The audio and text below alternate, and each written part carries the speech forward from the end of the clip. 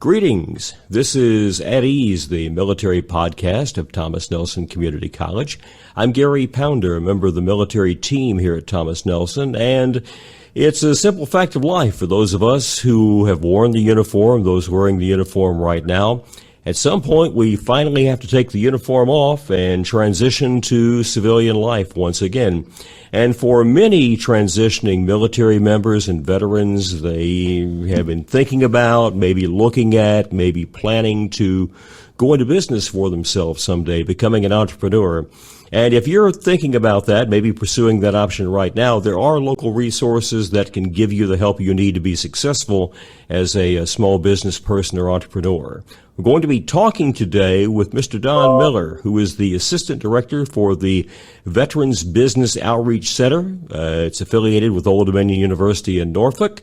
And Don himself is a retired Navy member. And Don, first of all, thanks for joining us on the podcast. Thank you, Gary. It's good to be here. Before we get into what the VBOC can offer for military and veterans looking to go into small business, give us a little bit about your background, your experience in the Navy, what you've done since retiring from the Navy, and then how you wound up at the VBOC. Well, it's an interesting time. I'm a Nebraska boy. Everybody always says, why would somebody from Nebraska join the Navy? And I always tell them, well, Vietnam was going on and I didn't want to get shot at. But I joined the Navy after attending the University of Nebraska back in 1974 and did 22 years in communications, enjoyed it, had a ball. And when I retired, I went to work for one of the big government contractors, figured that was my last job. And things kind of changed. They decided to go public, and it kind of changed the environment of the company I was working with. So what I decided to do is I left. And what I did was I was helping out a lot of small businesses that needed help, went down to New Orleans after Katrina. And when I came back from that trek, I got a call from one of my former Navy clients when I was with that other company. And he asked me to put together an application to manage all their command, control, communication, computer installations all over the Navy. And I said, well, what do you mean? He said, start a business. And wow, that was something that was probably furthest from my mind at the time. But I thought, you know what? Why not? My granddad had owned a lumber yard. And so I guess there was a little bit of that entrepreneurial spirit in me. And so I started an IT company. And my second contract, probably the hardest contract to get, was with the Air Force at ACC Langley. I don't know, what is it with you Air Force guys? You just don't like us Navy people. I don't know. Of course, the contracting world for us intel types is a little bit mysterious and spooky anyway. But I'm glad you mentioned the fact that, you yourself have been down this road of becoming an entrepreneur. Based on your experience in the Navy, based on your experience working for a defense contractor, how well prepared did you find yourself for that next chapter, for starting and running your own small business? I was ill prepared. At that particular time, there were no Veterans Business Outreach Centers. I thought the SBA was, the Small Business Administration, was a government agency that just sucked up our tax dollars. Turned out I was wrong about that. The offices all over the country, and I can tell you specifically for the Richmond office, they're fantastic. They provide so much support to small business. And there were mistakes that I made when I started. It's, you don't know what you don't know. And so for me, when I would make those mistakes, I'd have to figure out, what do I do next? And so I learned a lot from that. And I learned real quick that I needed a lawyer. I needed an accountant. I needed a banker, or at least a financial institution, and insurance. And so if you put those in the right order, you come out with your bail team. And that's what we really encourage everyone. I did not have a business plan. And a business plan, especially for those in the military, it's one of those things that, every day you're operating from some type of plan of the day, or in my case, a communications plan every day at sea would be different. And well, your business is the same way. You've got to have a plan. And I know people say, well, I've got it in my head. And they say, well, Elon Musk never had a business plan. Well, and maybe initially he didn't, but now he's got a 5 and 10 year strategic plan. And so your business, no matter how small, no matter how trivial you may think what you're doing is, as far as it's simplistic and straightforward, you could be making tiddlywinks. But what's next? What's next? You get that first sale. What is next? I had to learn that when I started my business, and I was handed my first contract from the Navy. But then you've got to be thinking, okay, what is next?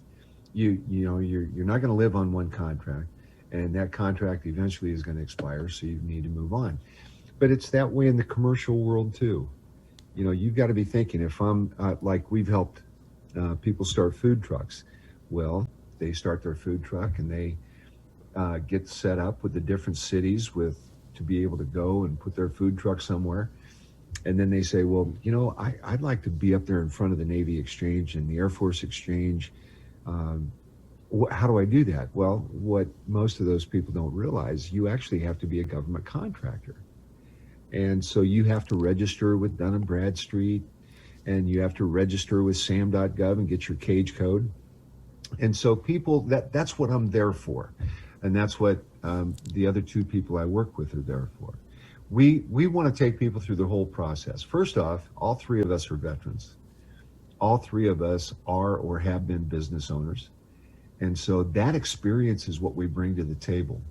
And we work with a lot of different resources, people that maybe have an expertise in an area that we don't, and we can send them in that direction. Now, the real neat thing about us, okay, as I mentioned, we are under the Small Business Administration. Everything that we provide to veterans and the dependents and the families of veterans is free, all of our services. And the first thing that we'll do with someone is a feasibility analysis. We want to make sure you're starting a business that can be successful. You got to pay your bills. How are you going to do that?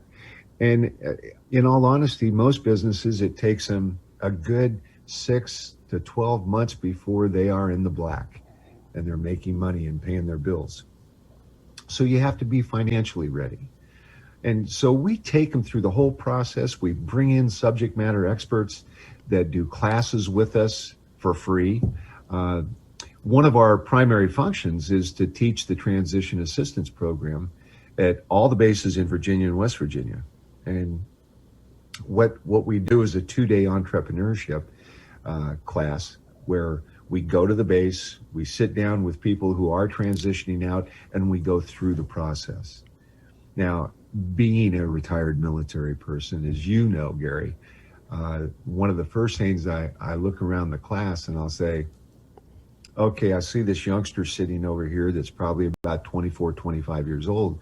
And I'll ask him, are you just getting out or are you going to stay in the reserves? And they say, why? I'm just going to get out. Okay. Well, let me tell you. I was on TRICARE. I'm on TRICARE for life now and Medicare. But I was just on TRICARE last year. And both my hips were bad. And I didn't know it. I thought I was having back issues. So I went out and I went to my doctor. He said, here's a list of orthopedic surgeons. And he said, find one you like. And I found one that I liked. And I paid $480 for my right hip and $480 for my left hip. And I'm great. I'm chopping down trees. I'm out there good. And it was a orthopedic surgeon out there in town. Well, they said, well, so what? And I said, because if I'd been on the Affordable Care Act, if I did not have TRICARE, it would have been $15,000 per hip. And they go, oh, you really? But I'm young. Yeah, you are. I was a runner. But so, preparing these people for what's down the road is also part of what we do. But once we find out that these people have a good idea and it's legal, okay, I still can't help anybody do it with the marijuana farm, but I can help them with other things. And, we get them through the process and help build a business. And that kind of leads me to my next question, Don.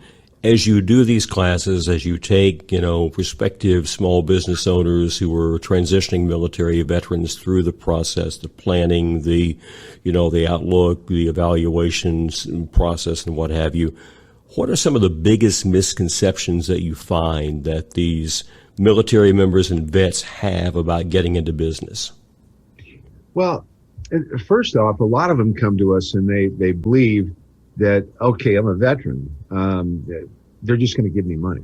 Well, no, they don't. And the Small Business Administration doesn't have money. They guarantee loans. So if you need money for your business, you have to have a few items. First off, you have to have good credit. And if you've got bad credit, well, guess what? Any financial institution, whether it's Langley Federal Credit Union, Navy Federal, SunTrust, they all have people that will work with you and show you how to fix your credit. And yeah, once again, they do that service for free.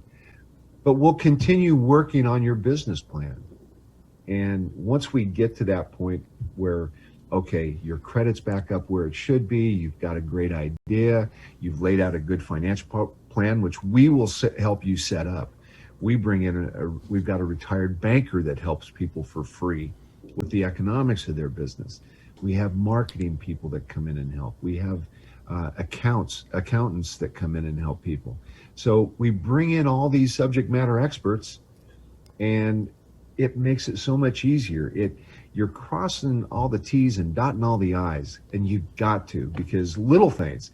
Give you a perfect example. I'd been in business for 5 months. I was still working out of my house, and my office space in the house was on the second floor. It overlooked the front of the house, and I noticed the sheriff's car pull up in my driveway. I saw a government vehicle pull up next to him, and I went down to the front and I said, "Can I help you?" And they said, "Yeah, you haven't paid your VEC, your Virginia Employment Commission taxes." And I looked at them, I said, "Well, yeah, I did. I paid it after the first quarter. I'm only 2 months into the second quarter." And they said, "No, in the state of Virginia, you have to pay that every month the first year you're in business to establish a pattern of paying on time. Then you can go to quarterly." I said, "Well, wow, where was that?" Oh, it's a small print down at the bottom. So see, these are things from our own experiences as well as what we see other people go through. People that we've helped, people that come to us after they've started their business and tell us, "Man, I've been doing this now for the past 2 years and I'm not making a dime. What am I doing wrong?" "Well, let me see your business plan." And in most cases, they don't have one.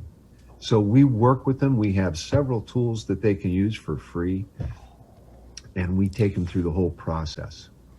You mentioned the importance of a financial plan as part of the overall business plan a moment ago. And I've heard statistics that about half of all businesses, small businesses, are going to fail within the first year. And usually the primary reason they go under is the finance piece. They simply don't plan for the fact that many businesses, new businesses, are going to be losing money until they can establish a clientele, a business base. And in the meantime, of course, you've got all your usual bills, personal bills that you've got to pay as well. I would assume that is, something, again, that you guys try to stress to the military members and veterans you serve, and it's probably, I would guess, a stumbling block for veteran-owned businesses. Well, what people find surprising that is 1% or less of new businesses that actually get financing through a bank or a credit union. Most of them, they finance on their own. They do it with their savings, they do it with credit cards. And what we tell people, you need to have that 9 to 12 month cushion in the bank to function, to operate that business until you get to that point where you're making money and being able to pay the bills with the money you're making from the business. So, it's really critical. When people start their business and they aren't prepared, they don't have the finances to be able to do it. If they don't have a plan put together, there's a good chance they're going to fail. It is interesting. We have a really big success rate because we make people go through the process when they come to see us. But You get people. I had a gentleman probably 4 years ago now that came in, and he had written out a drawing of this orb. And I said, "What's that?" And he said, "Well, I'm going to mine asteroids." I said, "Okay. How are you going to do that?" "Well, I'm going to get some senior scientists, and we're going to do this." And I said, do you understand senior scientists are just falling out of trees and work for free?" "Oh, but they'll make money down the road." So myself and my cohort in crime, Joey Pocan at the time, Joey came up with the idea. He says, "How about you write a book about this first?" And so we never saw him again. But, I've got to ask, is that the wildest business proposal that you've seen come through the VBOC? At least, maybe I should say the wildest legal business plan. Yes. The wildest legal, obviously, we've had people here in the last few years that they think, well, everything's going to open up and they can start growing marijuana. One guy was insistent he was going to start a marijuana farm up in South Dakota. And I said, "Well, it's not legal up there yet." And he said, "Well, I don't care. I'm going to go ahead." I said, "Well, we aren't going to help you." But, yeah, I mean, you get some crazy ideas. And you've really, what we try to do when we get somebody that's got maybe not a great idea, but try to take and have him, we'll move that into something that can be a successful business. Take that, bits and pieces of it. But when they are insistent, I have to tell them, "Why are you wasting my time and your money?" I don't want them to do that. I want to help them. And so I'll try to set them up possibly with an organization called SCORE. SCORE is all over the country. It's business executives that help small businesses get started, and they do it also primarily for free. Because, if they don't want to hear it from me, then I'll get them somebody else that's going to tell them the same thing, because I don't want them to waste their money. You go into a business that you're not going to make money at, what are you going to do? A year from now, 2 years from now, if you have a significant other in your life, or a spouse, whatever, and you say, "I'm broke." Well, you mortgaged the house. I mean, come on. You used your 401k. Are you kidding me? We want to make sure people understand, do this responsibly. We help you with that process. We've got fantastic relationships with different financial institutions, and with lawyers that can talk to them, for buying and selling businesses. We've got a retired Army major that he helps with franchising for veterans. He knows all the franchises that are going to make money, first off. But second thing is, they're the ones that will give veterans breaks on the cost, which is really neat. Mm-hmm. And we've had a relationship for the last 7 years with the VBOC. And we're continually getting calls from attorneys, from insurance companies, from accountants that would like to be on our team, and we vet them very closely. And we let them know, that take good care of our clients, because the first time I get a complaint, you're done. I will never go. And we can't recommend. What we do is we give them a list of resources that have proven to be small business friendly. And actually, there's only been one of those businesses, and it was an insurance company, I won't mention the name, that we had to kick out because they had a guy get 3 times the amount of insurance he needed. And it was just, he was wasting money. We've been talking about some of the obstacles, obviously, that transitioning military and vets will face in starting their own small business. But we should also point out, too, that, folks with this kind of background, they do bring a lot of, really valuable skills to the table. And we should also point out, as you indicated a moment ago, the VBOC has a very high success rate. So talk about, the positive aspects that a transitioning military member, a veteran, brings to the business environment in terms of starting their own small business, and again, the success rate that you guys have had at the VBOC. Well, what a military person brings to the table, they understand processes. We have to understand processes. Everything that we do I was in communications and electronics, and there are processes that you have to go through when you're getting ready to go to sea. When an airplane over at Langley goes out on the flight line, there are processes set up to make sure that everything, all safety precautions are taken, that everything has been checked off, everything's good to go. Well, military people really understand that, and that's an advantage. We have a lot higher success rate than our civilian counterparts. And here's an interesting one for you, and any of uh, the female military members would like hearing this. The female veterans have an even higher success rate than their male veteran counterparts. Why do you think that is? I think they're driving hard to become successful. I've worked with a lot of them. One of my favorite people, that she came to me when I first started working at the VBOC as a retired Air Force Lieutenant Colonel. And she and I have been now close friends for the past 7 years. I've watched her go from just starting out to now she has multiple million dollar contracts, and she continues to be successful. And what is she doing? She's giving back to other veterans, helping them out. When I go teach over at Langley, she likes coming in and talking about how we were able to help her become successful. But she also talks about how hard it is. And that's one thing people have to understand when they start a business. You're going to get knocked down. You're going to get kicked. Are you willing to get back up? And that's really one of the things, I talk about people being prepared for that natural disaster that could happen, like a hurricane, and especially for this area here in Hampton Roads, that's pretty critical. Nobody saw the pandemic coming.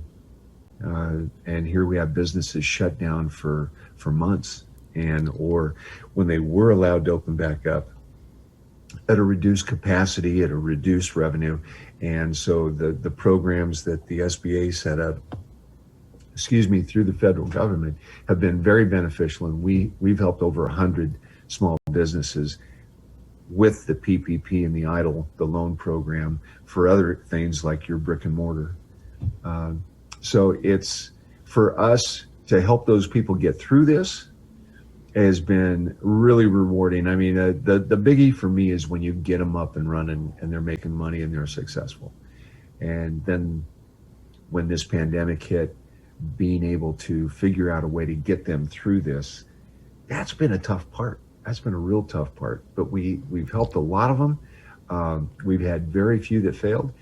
But our success rate, if we have somebody that comes to us and maybe they've gone to Boots to Business or one of the other classes that we sponsor in our office, if they go through that and they continue to work with us and they're really serious about it and they get their business going, our success rate is over 50%. Wow, that is really incredible. Now let's talk specifically for a few minutes about the VBOC, the services, the training that you offer, and how a transitioning military member, a veteran who's looking to start their own small business, how they can access these resources.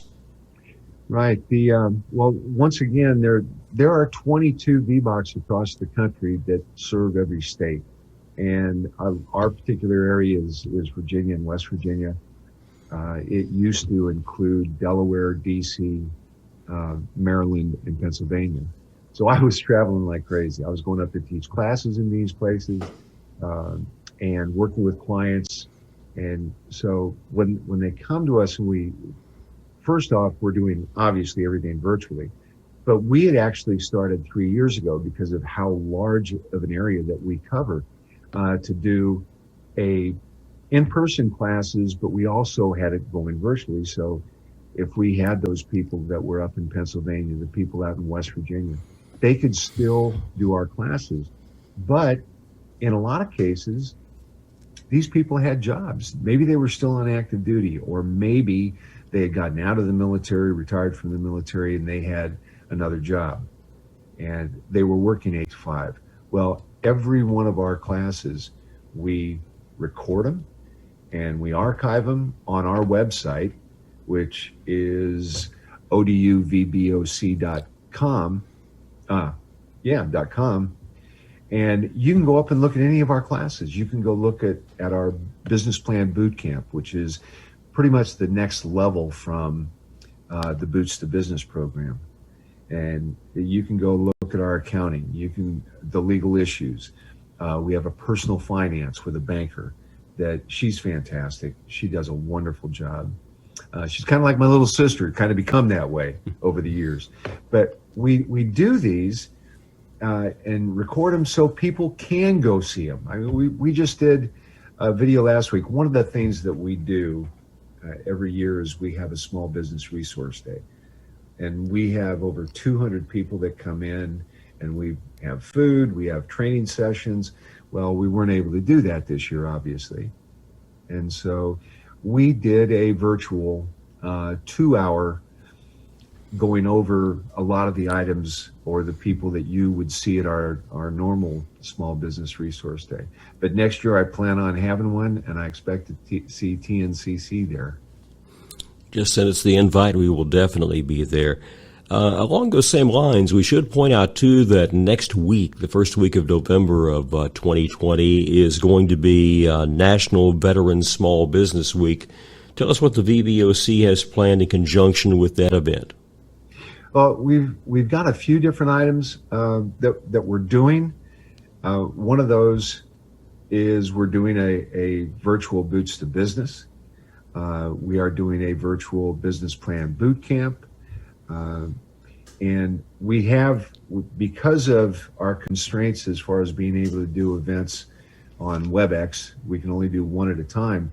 The following week during the actual Veterans Day week, gentlemen doing the franchise seminar, and we're doing a QuickBooks seminar. So we have a lot of different things coming up. We really look forward to this. And by the way, our location, once we are back in the office, is on Bank Street in Norfolk. We're a half a block from MacArthur Memorial. And I always give the Army folks up there at Fort Eustis a hard time if they haven't been to see it, because the MacArthur Memorial is pretty phenomenal. I mean, it's also where he and his wife have been entombed, but the pictures and everything that they've got in that is incredible. And we actually have hosted an event over there for our veterans when we bring in different resources. Yeah, it really is an incredible place. And I should point out, too, that even though you guys are affiliated with ODU, as you point out, your physical location now, your offices, post-COVID, are not on the ODU campus. So you don't have to go to the ODU campus to contact and access the resources provided through the VBOC. Correct. A lot of the majority of my clients I'm doing in virtually through Zoom calls or just on the phone. But there's always those people who say, I've got to meet you face to face. And so we'll find a location where we can have a cup of coffee, sit at separate tables close to each other, and with our masks on and talk to each other. I don't have a problem doing that because I know there's a lot of people that want that. But yes, you're right. We are Old Dominion University holds our grant, but we're pretty much an independent organization under the Office of Veterans Business Development, which is under the Small Business Administration. You mentioned earlier that the VBOC that you're a part of, you serve veterans, military in Virginia and West Virginia. How big is your clientele? Well, currently we have over 1,000 active clients from scratch, and I'll explain what I mean by that. We have helped start over 350 businesses in the last 8 years. And we've only had about 3 or 4 that have failed. When I say from scratch, it's if you would go down today and get a business license, and then you come in to see me tomorrow, well, I can't count you as a brand new business because you already got your business license. So in our statistics, I can't list you that way, but it'll be quite obvious by your start date for that business license in our database. And we should point out, too, that the VBOC, your programs actually serve the entire military community. It's not restricted just to those folks who are in uniform right now, those who are veterans. You can also assist military-dependent spouses, people like that are looking to become entrepreneurs. Most definitely. I mean, I've actually, in one of my clients, she was the granddaughter of a Korean War veteran, and he had written a book, and she was going to help publish it. And so she came to me and worked through it. If you're a dependent, if you are have a grandfather that served, we don't care.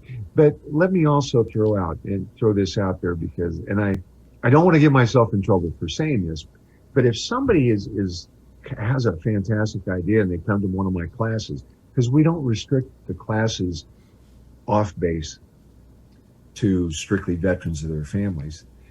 If they've got a great idea, I'm going to find somebody to help them, because why would I not? Small business is the cornerstone of this country. It's where the jobs are created. It's the tax base for this country, and so helping these people get up and going, I mean, it's so much fun.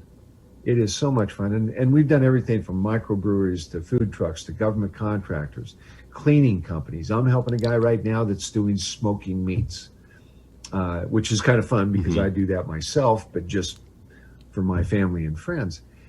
But the whole bit with this is, when you help somebody get started, you take them through the process of their business plan, and you help them get their finances together, and then you get to that grand opening day and they open up, and 6 months from then they're making money. And that to me, that is what really keeps all of us doing what we're doing.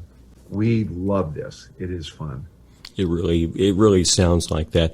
Another question I want to ask you about, Don, is for someone who is getting ready to leave active duty, whether they're getting out after 4 years, 8 years, 20 years, 30 years, whatever, and they've been thinking about going into small business, what kind of a timeline, when would you encourage them before they hang up the uniform to start working on the planning aspect, to start working on the education piece, to gain the knowledge they need to not only develop the business plan, to line up the financing, to be ready when that opportunity is going to come to actually open their small business? Well, we like to, and we've actually got the TAP program for the different services to buy in on this, and that's trying to get people through the transition assistance program twice, once 24 months out and then 6 months out. And because there are different tracks that you can take, you've got your regular portion of the transition assistance program. Then they have one for going to college, one for finding a job, and they've added in technical training and then the entrepreneurship. So we get people that come into class and say, well, I didn't think I wanted to start a business, but I thought I'd come in and just listen. Well, that's great, because somewhere down the road, they might decide they want to do a business. And they say, you know what? I remember there was a Veterans Business Outreach Center, and I can get up through the SBA or just put in VBOC, and all the VBOCs are listed up online. And you can find them, and I know all of them. Every year we have an annual get together and we go through it and all the best practices. So I know all these people. These are dedicated people to helping veterans, and that's what we love about it.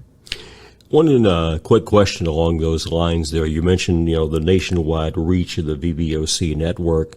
Let's say you have a sailor or maybe a first-term airman, first-term soldier who said, okay, I'm getting out. I want to go into small business, but I'm going to go back home to Texas or Mississippi or Wyoming. Can you help that transitioning service member who's going to resettle somewhere outside the Virginia, West Virginia area, or do you refer them to a VBOC in the location where they plan to eventually settle? Well, what we do is, because, obviously here in Hampton Roads, we've got a ton of military, and most of these, well, I won't say most, but a whole lot of them are going back to wherever their homes were before they went in service. And so we get them started here. we go ahead and get them in our system. We start working with them on their business plan, working on the economics. And then if they're going to be going, I'll give you a good example of somebody that it was a couple. They were both active duty that were retiring, and they were going to Green Bay, Wisconsin. Now, it was kind of funny because his wife was from Arizona and she'd never been to Green Bay in the winter. Uh-oh. And I told her, I said, oh, you're going to hate that. Well, but they wanted to do an indoor rock climbing place up there. And so because they were here and they were still both on active duty, I started working with them. I set them up with the Economic Development Agency for the city of Green Bay. And the city of Green Bay helped them find a location and helped them with the cost per square foot, helping them find somebody that can help with the build out of the place. The cities want businesses, small businesses to come in because it's just going to be better for the cities. And so, but once they moved up there, then I transferred them to the VBOC that's closest to them. But of course, all that information was already in our system and it just transferred to that other VBOC. So it was real easy. And this happens a lot. I'm dealing with a couple people out in San Diego right now, dealing with a young man over in Japan. So, we transfer them, but I always tell them, if you're not happy with the service you're getting, you always got me to lean on, because I'll make sure that they get good service. And that really is important. And just a few final questions here. First of all, we know that the VBOC here locally has a clientele of well over 1,000 military veterans that you're serving right now. What is the nationwide impact? How many veterans, how many military does the VBOC network serve nationwide? Well, if you would look at our numbers, just for our VBOC, and where we're serving over 1,000, and of course we do have one of the largest areas. And before I go into actual numbers, I want to say, once you start your business, we don't kick you out. We don't tell you, okay, go fly, don't bother me anymore. We let them know that you may have some issues come up, get in touch with us. But what we are looking at on an annual basis is over 10,000 that are being helped. But it's actually in our particular case where we're doing, in last year alone, we taught over 1,600 veterans and their families in the Boots to Business program. But beyond that, we get a lot of people that, like the gentleman that just called me the other day, and he said, hey, I've been retired for 10 years, and I just heard about you guys, and I've had my business going, and we're doing okay, but I want to take it to the next level.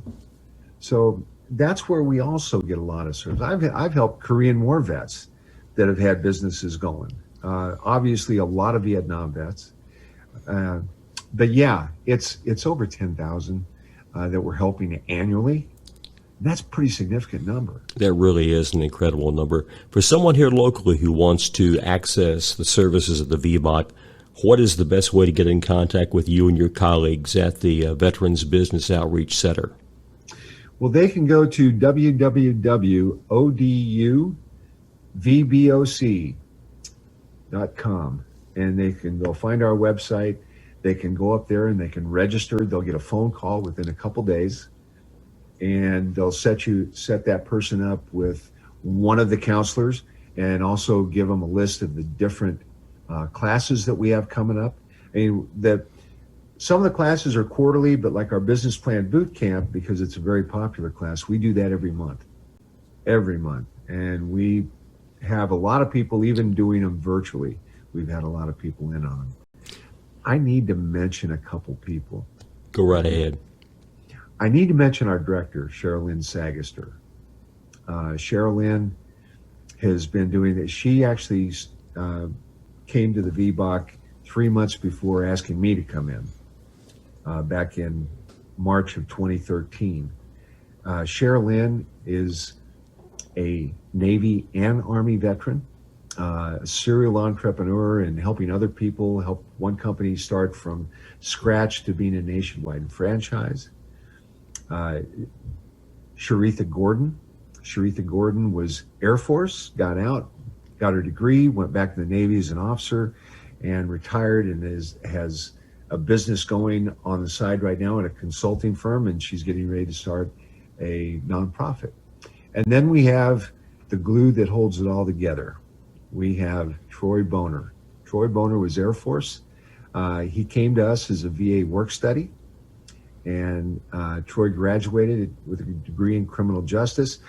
And we had hit a point where we really needed a solid admin person, somebody to track all of our schedules, to make sure that we were making time for all of our clients, and to set up arrangements for all the different events that we do. And Troy said, I'm not sure where I'm going yet. I like this. I love working with you guys. And so Troy's been working with us here this past year. He and his wife had their first child. But Troy is just a wonderful young man, and we are so lucky. And I call him the glue that keeps everything together. And I should point out, too, that Troy played a very instrumental role in setting up this podcast today and putting, the two of us in contact and everything. So, Troy, we really, really appreciate that. Before we wrap things up here, Don, any final brief words of encouragement or advice to our listeners out there, members of the military community, who are thinking about going into small business? Use us. We don't cost a dime. We've got the background. We've helped so many people get started in business. And we love what we do.